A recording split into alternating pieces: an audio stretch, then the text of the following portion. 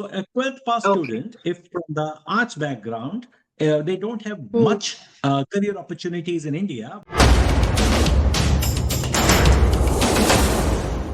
So yeah, a lot of things are available, a lot of career-oriented things are available for non-medical students, options for science-related students. So for the commerce background student, it's pretty straightforward. Good morning, everyone. Thank you so much all for joining us today for an informative session with Victor, a seasoned expert in student visa application, particularly in New Zealand. And he comes with 20 years of work experience in the process of student visa application. So today we're going to find out that how it's going to help the students from various segments, from various locations to get PR or to get a student visa. So let's welcome Victor and let's just ask him how it's going to help us to get student visa. So over Thank to you, you, Shweta. Victor. Thank you very much. Kia ora from New Zealand, and thank you very much for bringing me onto this platform. So it's my pleasure to be able to of assistance to our audience and to be able to share my experience and my knowledge for the students, those who are planning to apply for student visas. So Shweta, how it works basically, we get inquiries from a different type of segments, starting Okay. from class 12th pass students or people those who have maybe started a degree but they left degree in between, or they have done a diploma Okay. only, or maybe graduates with those who have done their bachelor's degree from India, or we get inquiries from people those who have already studied their masters even.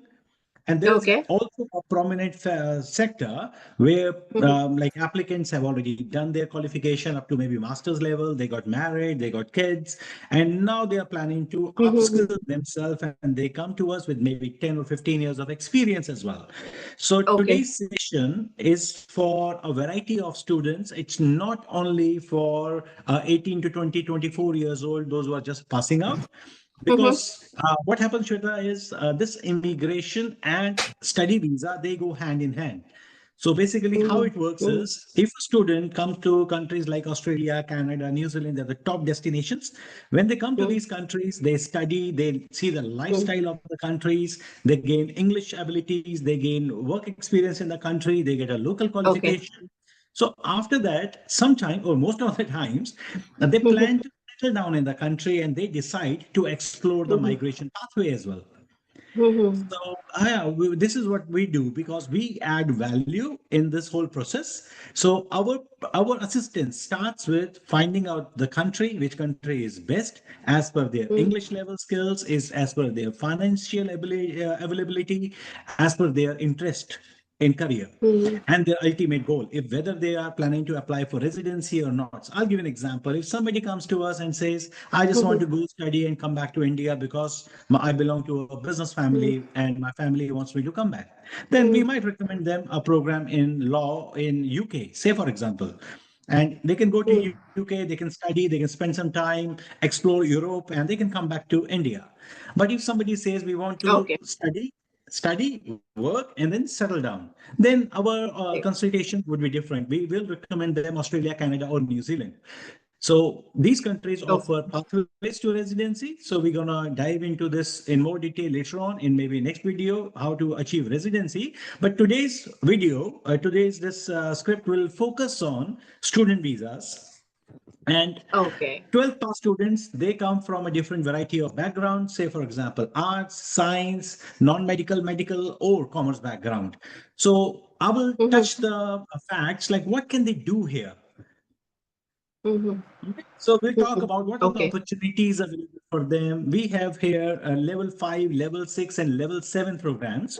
So level 5 is like a Mhm. first year of the degree program, and level 6 is the second Mhm. year of degree program, and level 7 is the Mhm. degree.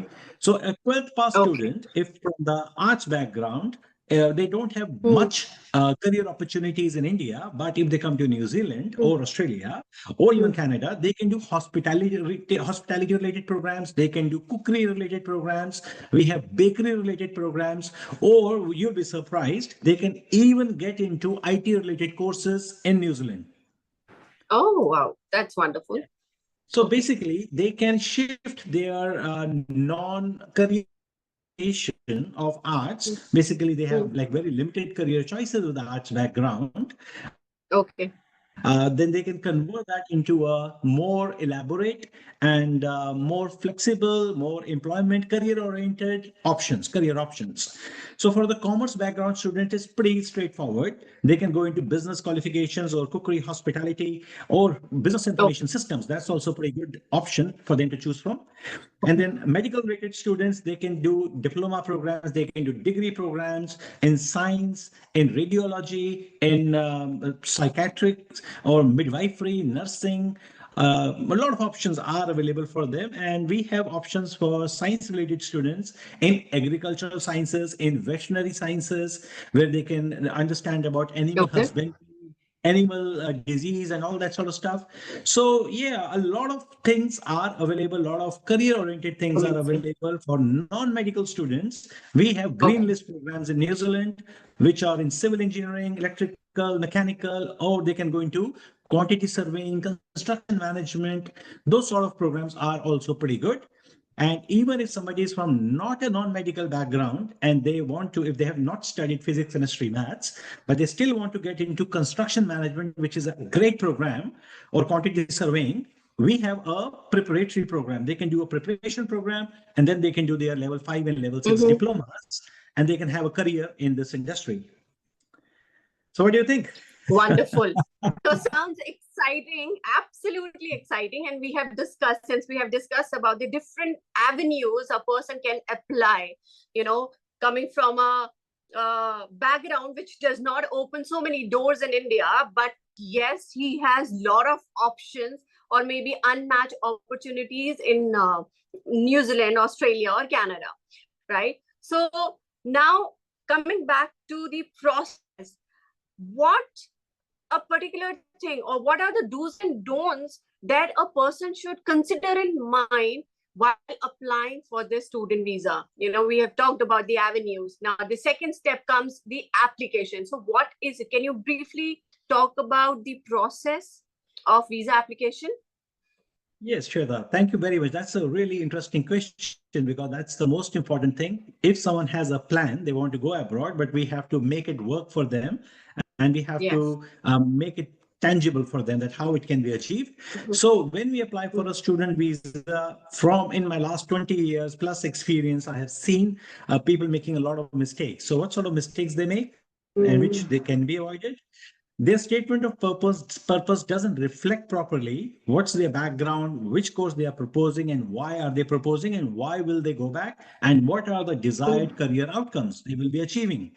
So basically, if an immigration officers looks at an application, they want to seek all these answers. They want to see if Yes. somebody is of acceptable standard of health. It means they are not carrying any communicable disease.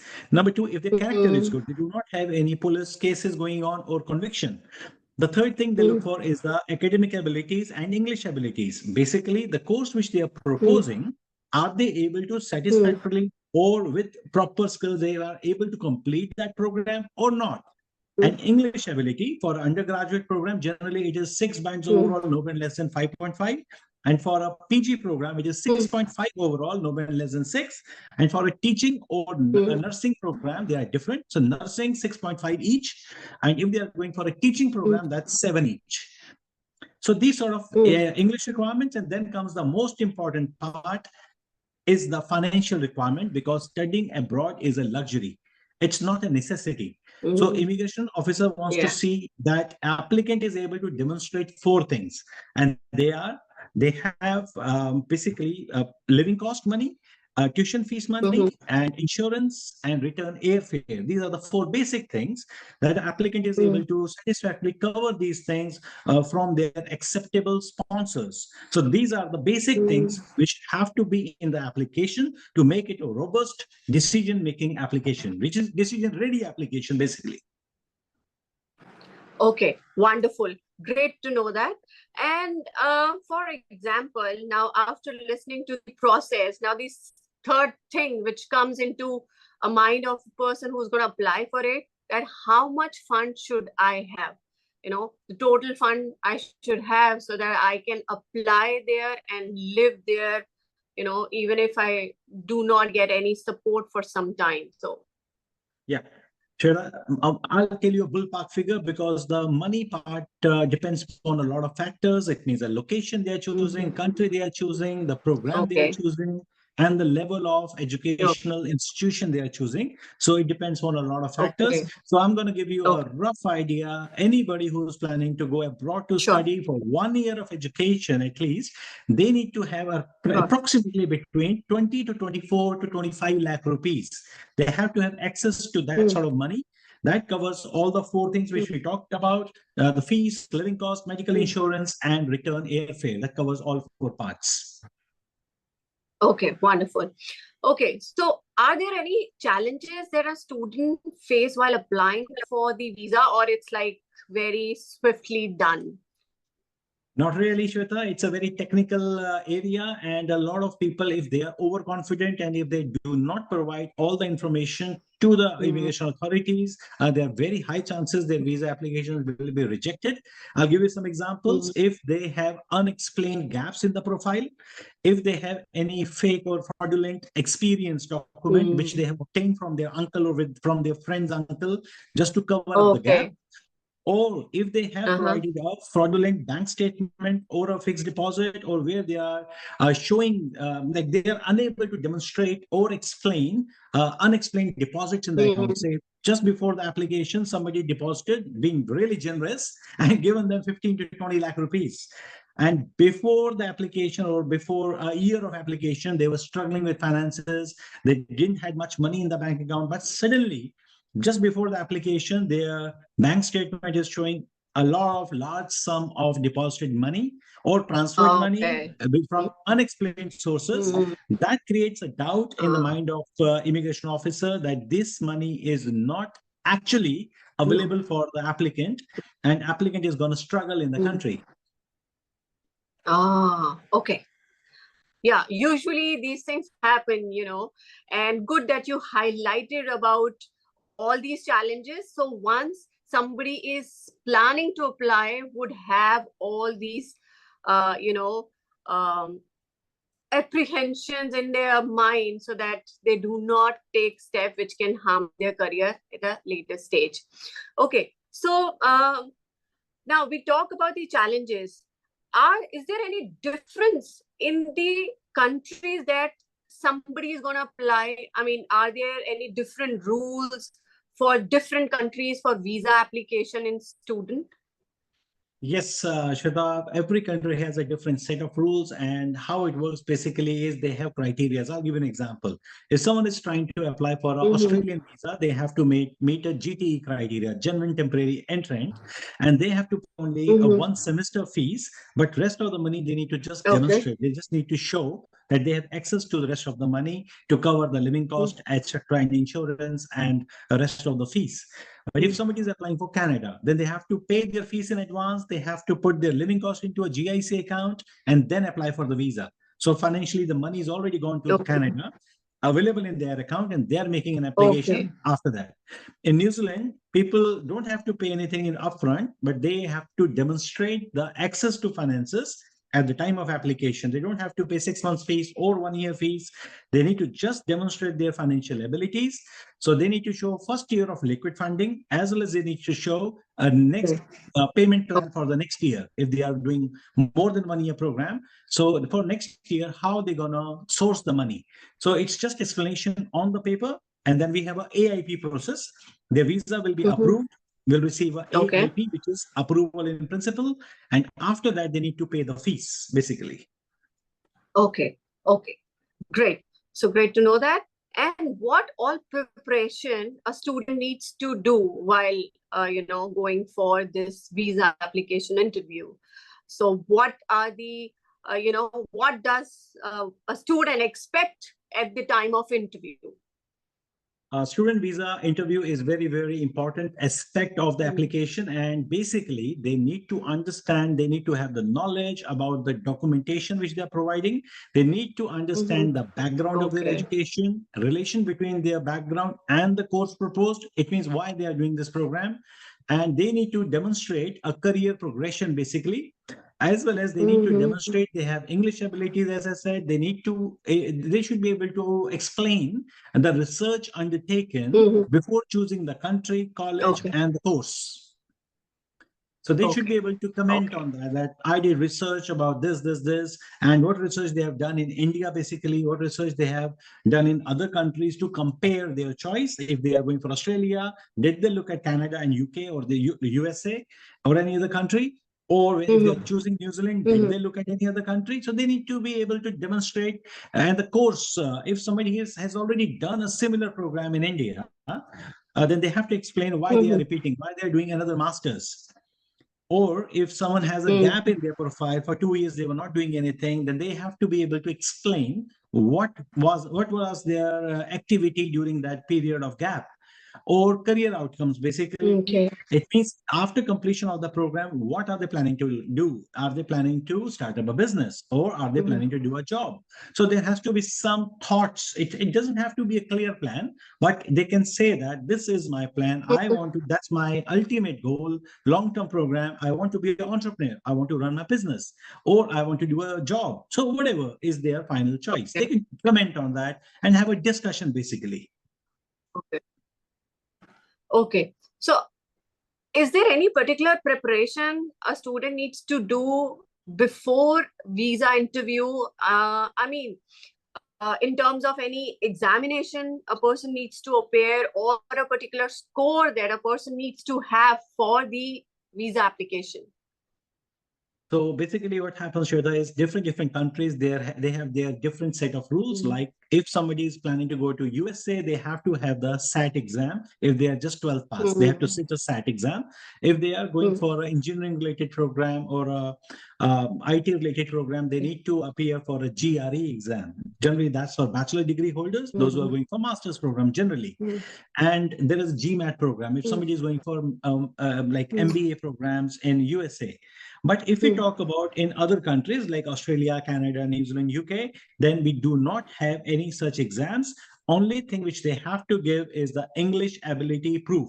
And that can be demonstrated by English tests like IELTS, PTE, or TOEFL. So this is the only exam which they have to appear for now. Okay. So as we understand, as we sum up that this process is robust, right? So what percentage you assume or you think of the visa application rejection? Are there any rejections? Or if there are any rejection, what is that percentage? There is no way to tell the percentage, Shweta, because it depends upon a variety of reasons and who is applying. As I said, we have been doing this for 20 years. I would not say that all of my visa applications got approved, because we can make a robust application. We can put it in front of the immigration officer. If I will say that all my applications are getting approved, I got 100% success result, then I'll be lying. I don't want to do that. So basically, if you're talking about the industry, like a percentage, very hard to comment on that, because it depends how good is the application, how are the fundings, who are the sponsors, and how well framed is the application and the career progression shown.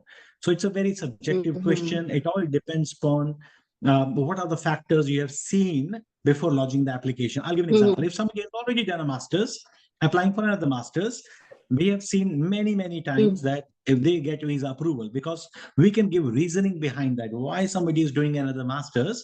They want to improve their communication skills. They want to improvise their international exposure. They want to get global exposure to themselves, and they want to have a confident personality. That's why they want to do a study from abroad. Or maybe they have done a master's in the past, long time ago, 5 years, 7 years, 10 years ago. And after that, working for a while, now they want to do it again. They want to upskill themselves. Now, that could be a reason for repeating a particular program. So again, it's very subjective. So I would not really say a set number. Sure, It depends. I understand. We get that. Okay. So now, once the visa is approved, what are the next steps a student needs to take? Again, it's just depends on the different country, which country they are applying for. Say, for example, I'll give an example. In New Zealand, if somebody is applying for the New Zealand student visa, once their visa is approved, they get the AIP, then they have to pay the fees to the college, and then we have to Mhm. provide the fee receipts to the immigration officer. Then the visa will be granted or issued, I would say. Visa will be issued so that they can travel on that visa. So in other countries, like in Canada, it's already paid. GIC is already paid. Their living cost is gone. Their fees is already gone. So once we apply for the visa, then immigration officer asks for the passport submission. We submit the passport and we get the visa issued. Then they can just travel. All right. Same thing for Okay. Australia. Once we apply for the visa, they get the e-visa issued. They can travel. Okay. So we heard there have been some recent changes. So can you highlight about those recent changes and updates? At the moment, if you talk about recent changes, it's a very dynamic industry, Shweta. So changes keep on coming, and they will be Okay. basically at the point of time when somebody is planning to apply. Say, for example, has changed or the green list programs have been introduced. They are very detailed things, and we have to make some different videos to cover those things. It's very hard to cover everything in one video because then the content will be diluted and a lot of people will not get the benefit and the purpose will fail.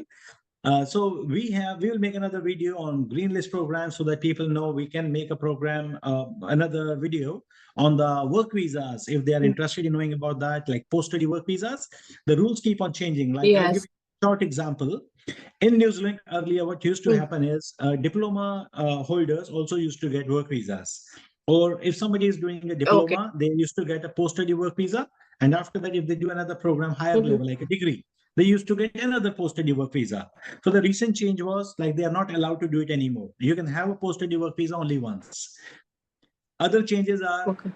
master students can get 3 years visas, post-study work visas. PG student, PG Mhm. diploma student, they will get Mhm. only 1 year. So there is variety of program, variety of changes. So we'll cover that in detail in the another video. Sure. Okay, wonderful. So one last question. What tips you would like to give to the students who are thinking or who are going to apply for a student visa? So what is that message? Yeah, the main core message which I'm going to give to them is start planning early. Don't wait for the last minute. When you are done with your schooling exams, if you are appearing for the bachelor's degree, when you're done with your exams for the final year, appear for the IELTS or PTE exam and keep your results ready. The next thing which you can do is keep your funds ready and talk to our team as soon as possible Yeah. so that Yeah. earlier is better. Because if 6 months time we get to plan our funds, then it makes a lot of difference. And a lot of people what they do basically is they do unexplained transactions in their account, and then they try to contact us that okay, I've got the funds without understanding the policy. Now they have created a bigger problem for themselves. They do have the money, but the money source is not there. That's why those funds are unacceptable. So the lesson would be, or the code, the tips which I would give is talk to our team, try to understand the policy, try to understand the type of acceptable sources of funds, and then change the Sure. conduct or maintain the conduct of your bank account in such a way. Then we can explain them if they're planning to sell a car or they are planning to sell a property. Those Sure. all are treated as recent funds that they are not considered. They're not acceptable. They have to understand who are the acceptable sponsors, like uncle and aunts can't sponsor. In some cases, parents, grandparents, siblings can be the sponsor. So a lot of technicalities are there, Shweta. It's a good idea for them to discuss their individual cases with us, Okay. guide them about Sure. respective countries' policy and how they can improvise their chances of visa success. Okay. Wonderful. Wonderful. And thank you so much for a valuable and insightful session.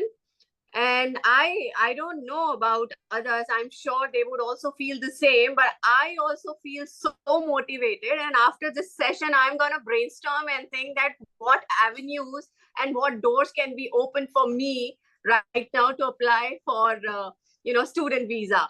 So thank you Right. so much for a fantastic session, Victor. Thank you, Shweta. And always remember there is no age for learning, and we have successfully done visas for up to 52-year-old person. We have successfully done their visa. Okay. So it means Wonderful. what we have understood, what we have learned is there is no age for learning. You can always learn, you can always make a positive impact in your life. So yeah, thank you very much for being such a great host. And thank you very much, audience, for listening to Thank you. us.